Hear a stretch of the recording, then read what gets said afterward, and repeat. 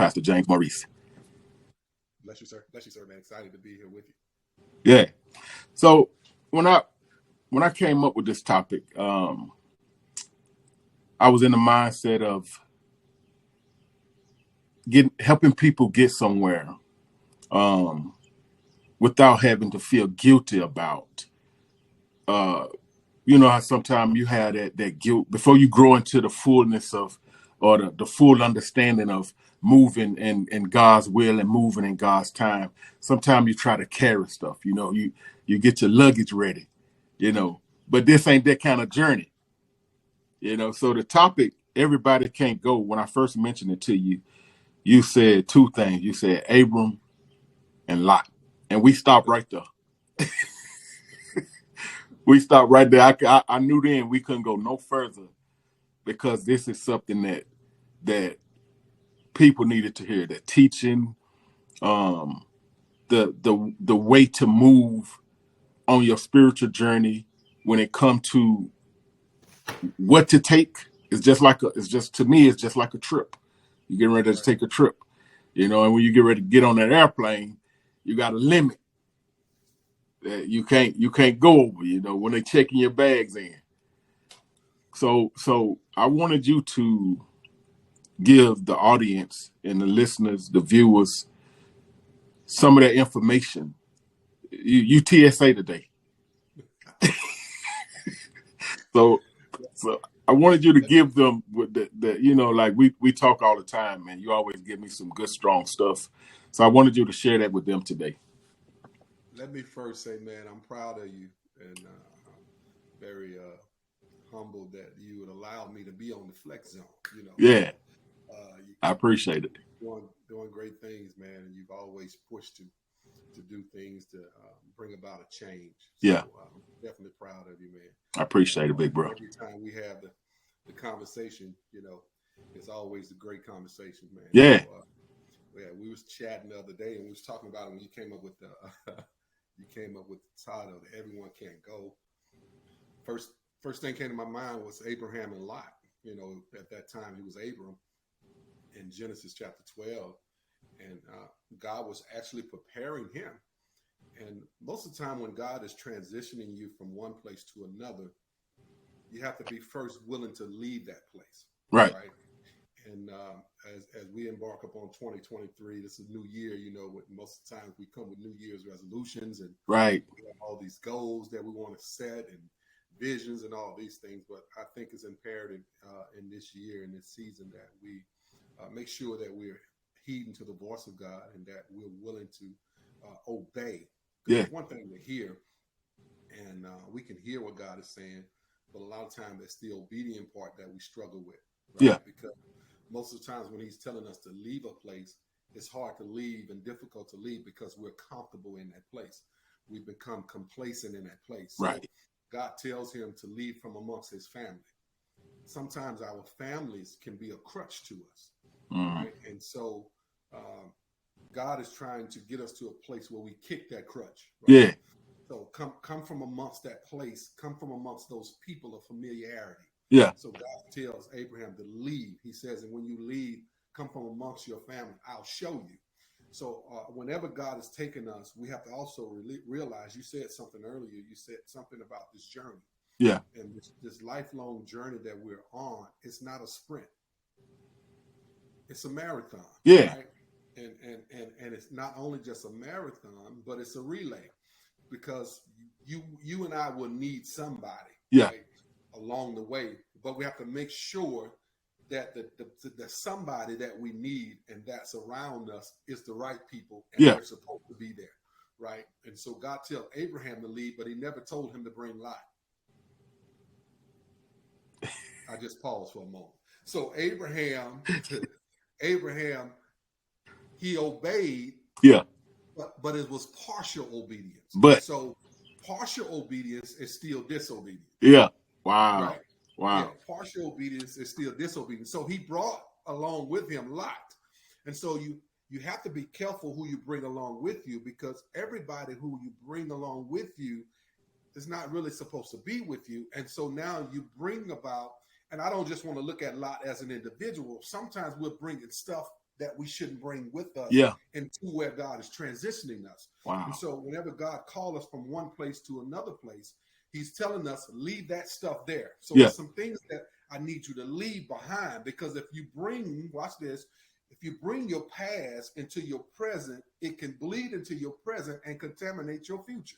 And so you have to be careful that you don't bring your stuff that's not good for you with you. Yeah. And so everything that you bring with you, most of the times we bring Lot. Yeah. We bring Lot with us because we're familiar. Yeah. And the place that God is sending us to or telling us to go to, we're not familiar with it. So we bring people that we're familiar with us to make us feel comfortable about the transition that we've taken. But what we don't realize, if you bring Lot with you, who was not supposed to be with you, eventually Lot gonna start warring against you. Yeah. So when it come to, and I like how you put that. Sometimes when you talk to you really just have to digest. It's kind of like eating. You have to. So when it comes to moving, I think so many people nowadays, when it comes to you talking about bringing Lot along and bringing that comfort, fear. The fear of. I remember when I moved to Maryland, and I was so uncertain, but I was determined. I got this beautiful woman. Right. But I was determined. But I was still uncertain. I'm like, because I know that God says in all of your ways, acknowledge him. So I was at work one day, and on top of all of that fear or worries or concerns, a weird couple came in. I looked at them, and we're not supposed to judge people, but I didn't so much as judge them, but I just thought they was weird, black fingernails and black hair and all black clothes. And lo and behold, the man and his wife called me off to the side and asked me, could they pray for me? And they started saying a lot of things that I know it wasn't nobody but God. And I'm 17 hours away from where I'm comfortable at. Right, you know what I'm saying? Right. So when it comes to the moving, if you can, the fear part of, do you think that play a role in bringing Lot along? Most definitely, because again, what we have to understand too, and let me say this, because I was just talking to one of my ministers on yesterday, and she called and wanted to talk to me about some things she felt like she didn't succeed in last year, and I normally do that every year, have these conversations with our ministers. Okay, what it is that you desire to do this year, what it is that you can look back at last year and say, I can do better this year. She was just sharing with me. She said, a lot of stuff I wanted to do, Pastor. She said, but it's like fear come upon me. And I said, well, let me just help you out. Fear won't leave you. Here's the problem. Most folk think fear is an obstacle that you can get over or to leave you. Right. Here's the blessing. Fear will always be there. The blessing is being able to move in the face of fear. Mm. Yeah. So some folk want fear to leave, but fear won't leave. Yeah. Because the truth is, you need fear. Wow. Fear is not an enemy. Yeah. It only becomes an enemy if you allow it to paralyze you. Yeah. Yeah. But fear reminds me that I need faith.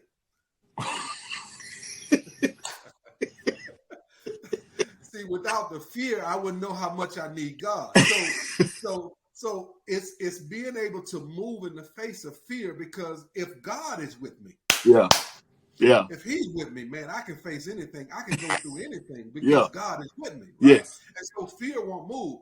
It's almost like whenever I minister, I tell people, I've been doing this now, man. It's been 20 years now that I've been ministering the gospel. So folks see you now and they think, oh man, I've been doing this a while. I've been spending time with God for a long time. And so now, whenever you're moving and doing things, right, it's not so much that you don't have that anxiety. Right? You don't have the fear of, because anytime you're walking in something new, it's unfamiliar. Right. You're uncomfortable because you've never been there before. But that's the blessing, because it causes us, or should, cause us to really trust God. Wow. This year, we've declared 2023 the year of total trust. Yeah. Because we can say we trust him, but are we really totally trusting God? Proverbs 3:5, you quoted it earlier, says, trust in the Lord always. Right. Lean not to your own understanding. That's our problem is we want to understand everything. We want to know everything. And when we don't know, we don't move. But when we don't know, we won't move because we want to know everything. We want to line everything out, have everything planned out. But when your plan doesn't line up with God's plans, what's the point of planning anyway? So, right. God said, I know. Jeremiah 29:11, I know the I know. plans I have for you, says Yeah. the Lord.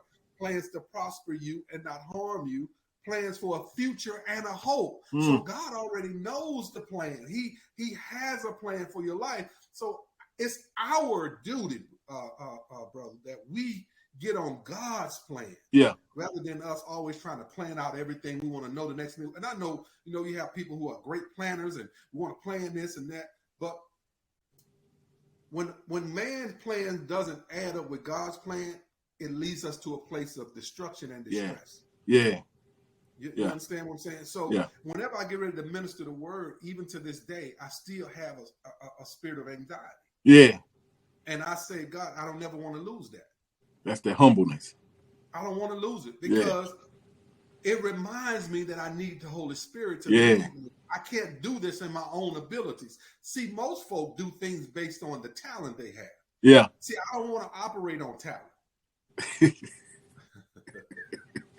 Because you have a lot of talented people, but talent will get you there, but talent won't keep you there. Yeah. Talent won't keep you there. I need Holy Spirit to keep me. Yeah. So I want to have that because it keeps me humble enough to know that I don't deserve to be doing this. Matter of fact, I'm not even qualified in my own natural ability to do this, but God chose me. So whenever God chooses you, it means you must make sure that you be mindful that you need him in doing this and never get caught in self.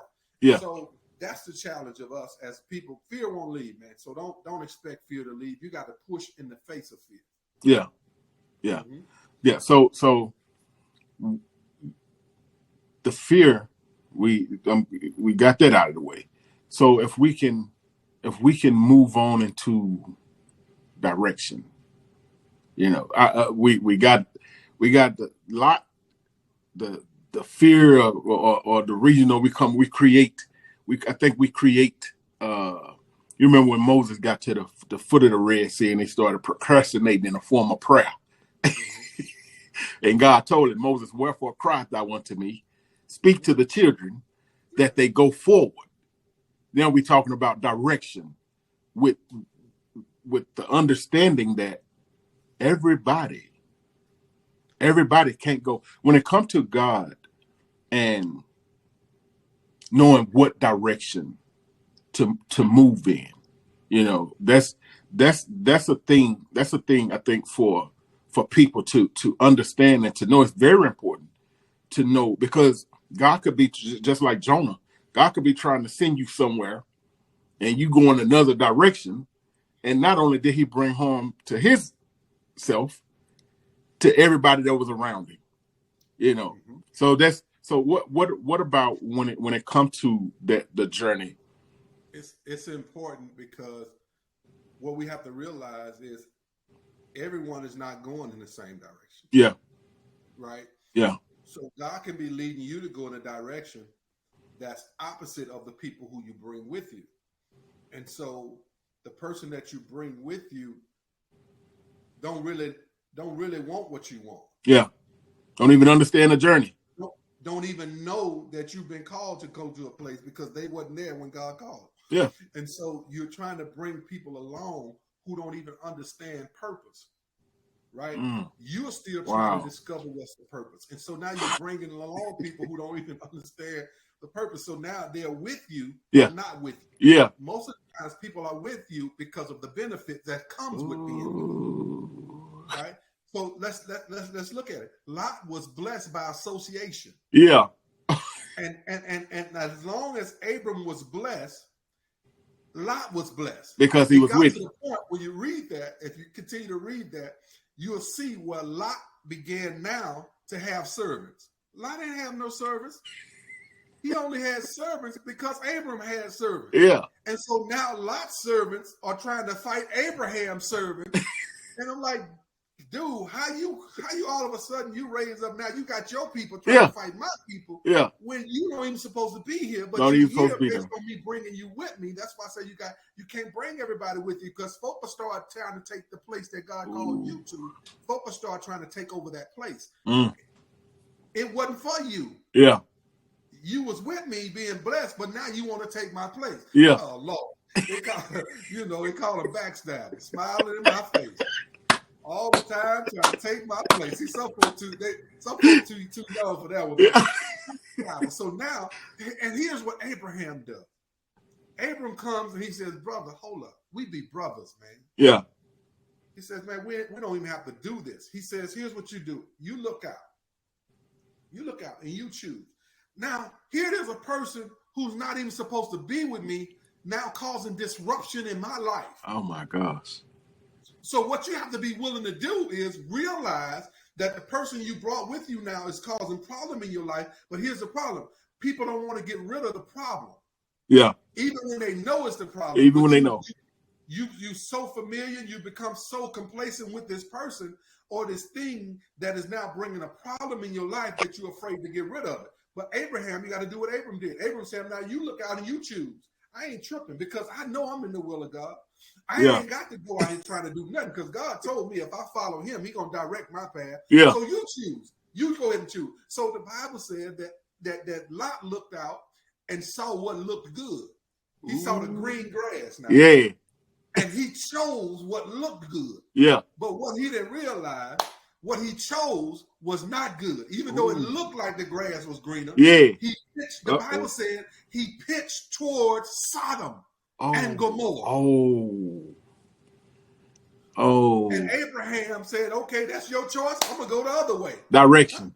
I'm going to go the other direction because I don't want to go in the direction that you're going in. Yeah. Because the direction that you're going in ain't for me. Yeah. And the direction that I even try to bring you along with me wasn't for you. So you go your way, I'm going to go my way. Sometimes, brother, they're going to come a place and a time in your life where you're going to have to separate yourself.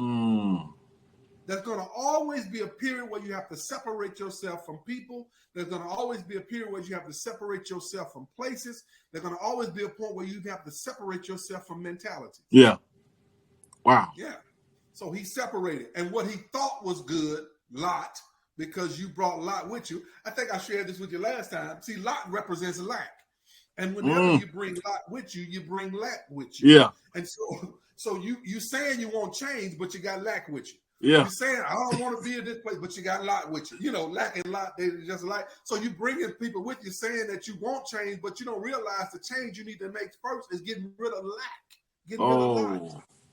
Going in a new direction with old luggage. Because Lot going to take you in a different direction totally away from God. Oh, my gosh. So he pitched a tent towards what looked good. Yeah. And influence has a lot to do with it. And the people with you, if you're not careful, they'll have more influence over you than God does. Oh. I hope y'all listen. What looked good wasn't good. He pitched a tent towards Sodom and Gomorrah. You know the story of Sodom and Gomorrah. Yeah. So he ended up going that direction with with what looked good. Yeah. And don't let the green grass fool you because everything that looks green is not real grass. Deception. You know they have such thing as artificial turf, right? You can buy it now. Here's the danger in artificial turf. It look good, but it can't be watered. Oh my gosh. And if it can't be watered, it can't grow, bro. It can't grow. And God's desire is that we be fruitful, man. Yeah. Yeah, we gotta be willing to grow. And so God is taking us in a direction. That's why he says, again, trust in the Lord always.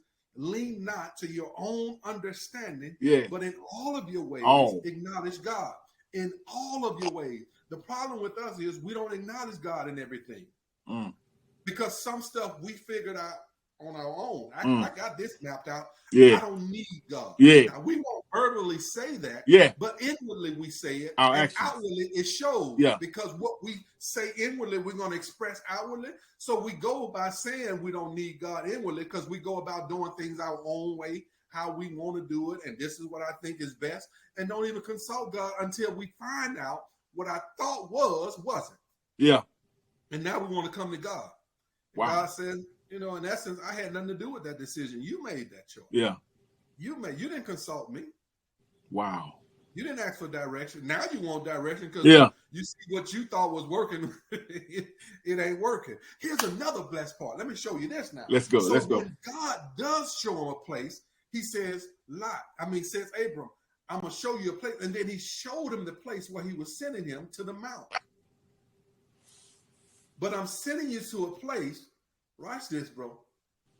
But I bless you with a son, but I'm going to send you to a place where I'm going to trust your faith. Yeah. I'm going to see how much you really care for me. Yeah. I'm going to see how much you really trust me. The Bible said he told him to go make a sacrifice and bring. Now God telling you who to bring with you. Now he didn't tell you to bring Lot with you, but now he tells you to bring your son. Your son. Your only son that I gave you, that you was wanting, the promise thing. Yeah. That thing that I promised you, bring the promise with you. It's tough right here. It's tough right here. But God said, bring the promise with you, because now I'm going to see, do you really trust me with the promise, or do you trust the promise more than me? So here's what he's telling him. He says, I'm going to make it distinct. I'm going to make it valid. That there's going to be no exception of the rule. Bring your son with you. He says, but leave the servants with the ass. Boy, if I can say something like that. He said, bring your son, but leave the servants with the ass. Yeah. Some folk, you don't have to leave with the asses, brother. You can't bring them with you. Yeah. Yeah. Now, let me just pause and say I'm not talking about, donkeys. They call them asses. They said asses in the Bible. But he says some folks you got to leave with the donkeys, man. Yeah. Because they're not supposed to go with you. Yeah. And so you leave them where they are because they're donkeys. Yeah. Yeah. And you don't need no donkeys going where you going. Ooh. Wow. So now he finally gets to the place. Yeah. He's on the mount. With his son. He's about now to see. God says, I'm about to test you and see how much you really trust me. Yeah, because we can say it with lip service how much we trust God. Yeah. Yeah. But the thing that you've been believing God for, if you're not careful, it'll been become waiting your for. leader. It'll become your master. Yeah. You start worshiping the blessing more than the blesser. Ooh. Wow. That's tough right there. Yeah. Yeah, you wanted something, and you pleaded before God to bless you. You wanted the job. God, I just need a job that can help me take care. And God bless you with that. And now you got the job, but now you don't have time for God. You was taking a martyr. You was taking martyr. See, you out in Atlanta. I stayed out there. They have martyr out there. And so you take the martyr, and you was getting around where you wanted to go based on martyr. But now God has opened the door where you now can drive yourself somewhere. Yeah. With a car. But now you don't drive to the house of worship no more. You pass by. You know what I'm talking about? You go everywhere else but there. I can take it from here, God. Desiring transportation. And God, if you bless me with it, this is what I'm going to do. So now the transportation become your God, because you spend more time with it than you do with God. So it's the things like that, the houses, the homes, the businesses. It's the things that God opened up to us. And now God said, let me test you and see how much you love it. Do you love me more than you love it, or do you love it more than you love me? And if you love me, let me see. Kill it. Yeah. Kill your son. Kill it. Put him on the altar. Kill that blessing. See, but what we don't realize, brother, oh man, this is good. So we all need to be willing to bring things to the altar. Yeah. Because when things are not right in your life, God says, build an altar. And if you build the right altar, God says, I'll alter some things in your life. Wow. See, an altar for an altar. Yeah. Oh, that's tough right there. If you build the right altar, I'll alter some things in your life. And so, what are you willing to alter? What are you willing to? What are you willing to lay on the altar? Yeah. What it is that you need altered in your life? Lay it on the altar. Don't go bringing up stuff that you could do without. Yeah. He tested him on a level that really proved if you trust me or not. Put your son. And that's what people do. They pray for this and they pray for that. And as soon as they get it, that becomes they main priority, they main goal. I ain't got time for God today. I could take it from here, Lord. You done blessed me with it. I could take it from no. Yeah, those are the self-made people we talked about often. Self-made. Those are the people who say they're self-made. Yeah. But they forget that they didn't even make themselves. The creator. So now you're self-made, but you didn't make yourself, right? So now you say you're this great creator, but you didn't create yourself. So now you begin to worship the creation more than the creator. Ooh. And you have to be careful with that, because the promise thing, you got to realize Lot couldn't produce. Ooh. I mean, Abraham couldn't produce. Yeah. Yeah. But the promise that God gave him wasn't based on the production. It wasn't based on his ability. Yeah. So whenever God promised something, it's not based on us and what we can do. It's based on us trusting what God said and watching God perform what he promised. Oh, he's faithful to perform if we allow him to. He is faithful to perform. So therefore, if God perform it, no man can take credit for it. No man. It's not your ability that you have what you have. Yeah. No, it's your dependability on God that causes you to get what you have. Yeah. So the moment we start thinking that we have it all together, bro, we're in a dangerous place. And so we have to always be willing to heed to that voice and willing to give back what we've received. And then it shows God how much. We can say all what we want. Yeah. It shows God how much. So here it is. So the thing that God promised, he says, sacrifice the promise. Oh, Let me wow. see how much you love it. That's tough right there. Sacrifice the promise. Sacrifice the promise. That's tough right there. What are you willing to give in exchange? Yeah. This is what you've been waiting for. Yeah, you got it now. Yeah. This is what you say you wanted. Now you have it. What you going to do now? Yeah. What you going to do with when I tell you what you have, I want you to get rid of it. Now, it's going to show where your trust is, because some folks trust in material stuff. Yeah. Some folks trust in chariots. Some folks trust Talk. My trust is in the Lord. So I'm the person that knows everything I have came from him. Everything I have came from God. Yeah. And so I can lose it all as long as I got him. Yeah. And still maintain your integrity. He's the source of my supply. Yeah. Everything else around me is a resource. Job say, though he slay me. Yeah. Yet will I trust in him. Yes, will I trust him, man. So he's the source that never runs out. Yeah. And so I can lose everything. But what I need more than anything is for God to continue to keep his hand on my life. I don't want to lose the presence of God. Yeah. I don't want to lose the power of God in my life, because the moment you lose that, then you lose everything. Yeah. And you know what, big bro? I think that it was a point in my life where, and I think that comes with our journey. There was a point in my life where I would always pray for stuff, because some people feel like stuff, what the name brand or what they drive or what they wear, it adds value to them. And there was a time in my life where I would pray for, even when I was living from income tax check to income tax, couldn't wait to get my income tax, but I wanted people to think that I was more than, and I'm comfortable with saying that, more than what I was. And that's not to relegate anybody in any form. If you're waiting on your income tax day, and God bless you, I that's good. But the thing is, the flex zone was created to give people the idea of what a real flex is. A real flex ain't what you drive. It ain't what you, when you on your way home to the house that you work so hard for, and you get there, and that's your place of peace. That's what solidifies that moment where you go back to how hard you worked and the dedication, and you got it now. You got it now. And just like you got it, you could lose it, but you got it now. And the flex zone is that place of peace within yourself. That's that place where money can't buy.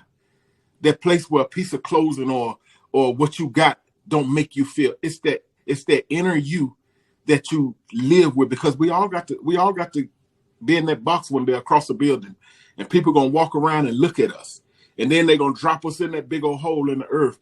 But the thing that matters the most is what you do with your time on your journey. What direction did you go? We take trips and sometimes we get lost. and we have now technology that guides us. And even with having technology, sometimes we still take the wrong turn. Mm-hmm. Sometimes we still get off track. Sometimes we could be distracted. I find the most peace when I'm driving to work. I turn the radio off.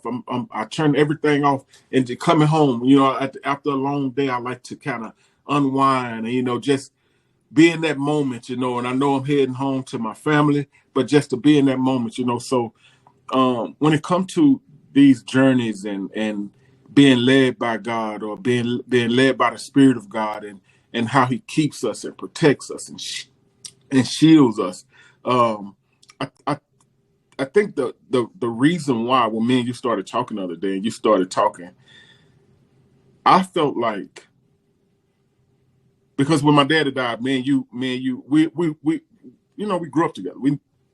I've been knowing you my whole life, but I needed that voice. I needed that just like that Google Maps. I needed that direction. You know what I'm saying? And we can't be afraid of that. As men, I think sometimes men be in a place, not to just pick on men, but I think sometimes men be in a place to where they need to hear somebody. They need another man that could speak into them.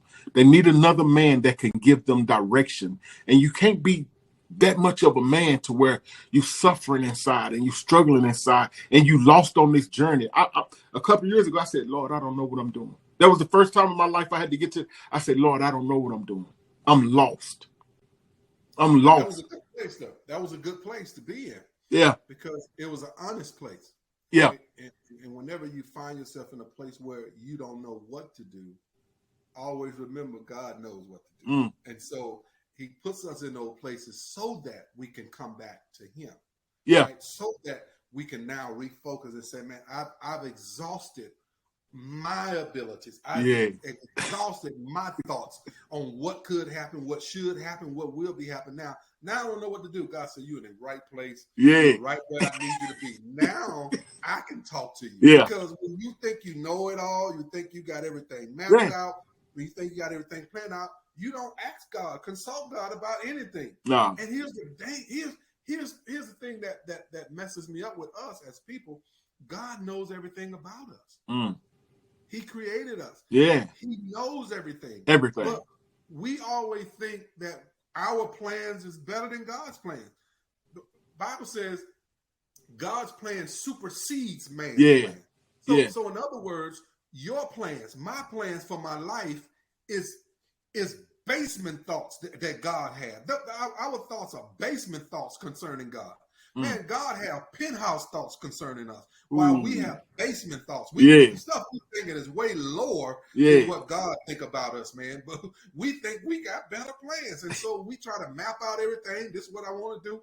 And I was talking with my son the other day, and don't have to be careful who we lend our ear to. That's important Yeah. because Yes. everybody now is an influencer. Yeah. Yeah. But you got to be careful Got to who be you allow careful. to influence you, because a statement was made on my son sent it out on his page the other day that one of the wealthy guys, I don't call names, but he said that if you don't have $400,000 in the bank, and if you ain't building on this and that, you're not successful as a husband, as a father, as a man. Mm. And I told my son, I said, son, I said, that's trash. Don't you listen to that. I said, money don't make you successful as a husband or as a Right. father Right. or as a man. Right. Because you can have folk with money and they're miserable as a Miserable. husband, as a father, and as a man. So Mm-hmm. don't get caught up in the money aspect of it. You better make sure, man, that you have God in your Mm. life. That's the source. For Because real. if you have God, here's the thing: you can get money. Yeah. You can be in relationships, Yeah. because it's God that keeps all of this stuff together, man. We don't own nothing. If our ways are pleasing in His sight. Yeah, we don't Yeah. own nothing. So I said, son, that don't get caught. He said, Dad, thank you. I said, yeah, man. So I'm gonna be the voice of reasoning, not listening to no other man tell you, because you can look at your daddy life and Right. see that you ain't got to go listen to what nobody say on the podcast. And I'm not down in podcasts, but these people come out with stuff and they build these platforms Mm-hmm. and have people flocking to that as Yeah. if what they're saying is law. and it's not. That's real. It doesn't supersede God. Yeah, that's real. Those people who are now so wealthy that they don't need God. They don't. And Yeah, that's crazy. so why would I listen to someone that has that mindset? Yeah, yeah. No, no, Well, we need God, brother. yeah, and we you done said a lot. You done said so much, and I'm sure there's gonna be a blessing for a lot of people. So for those people that's in that place, on that journey, if you had anything that you could share, because you build me up so much every time we talk, you always give me something, and I could go back to years ago when, man, you had conversations, or Sean, somebody happened to, y'all have always given me stuff that I could keep with me, and I can remember so many of those conversations since my dad has passed away, and it's gotten me. So if you had that moment and you felt like it needed to be said to the people right now, like you could give it to them right now. Well, first thing I would say to you is it's okay where you are, but you need to make a choice that you are not willing to stay where you are. Right. All right. So you need to make a choice. Not only do you need to make a choice, but then you need to commit. Yeah. Because the problem with us, we don't like to commit to anything, but we commit to the wrong things. Yeah. And so when it comes to God, you got to make the right choice. You got to commit, and then you have to be consistent. Stop thinking that you can serve God for 2 days and then expect something to come, and then when it doesn't come, you're through. Be consistent with what you believe. Yeah. Be consistent with God. And I promise you, if you be consistent with God, the change that you desire, I gave you 4 C's right there. The change that you desire will come in your life. And I promise you this, that where you are, you won't stay there. The plan that God has for you is far better than where you currently stand, where you currently reside. God has a plan for you. And if you are willing to make a choice, if you're willing to commit, if you're willing to be consistent, I promise you, you'll see the change that's needed for your life. Transformation is real. I'm a living witness. God will do what he promised. Yeah.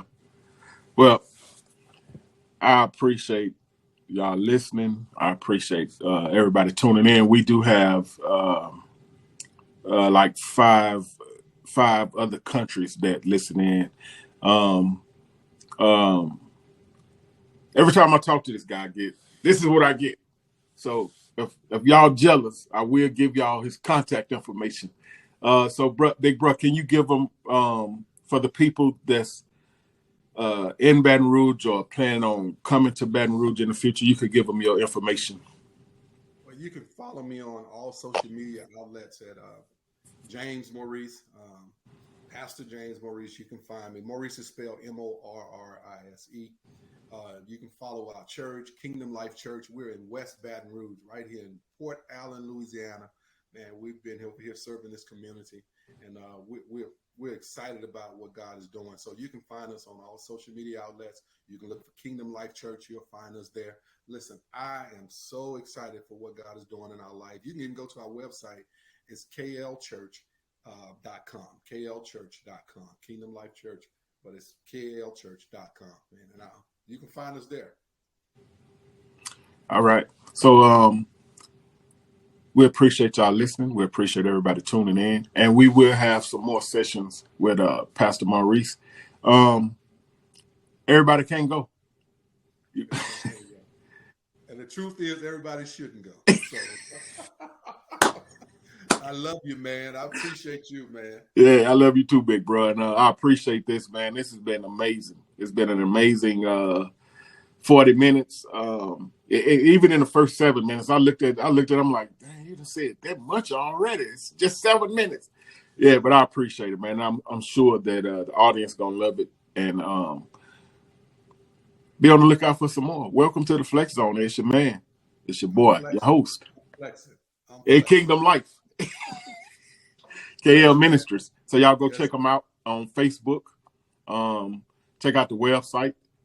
They got really, you have to join them on Sunday mornings.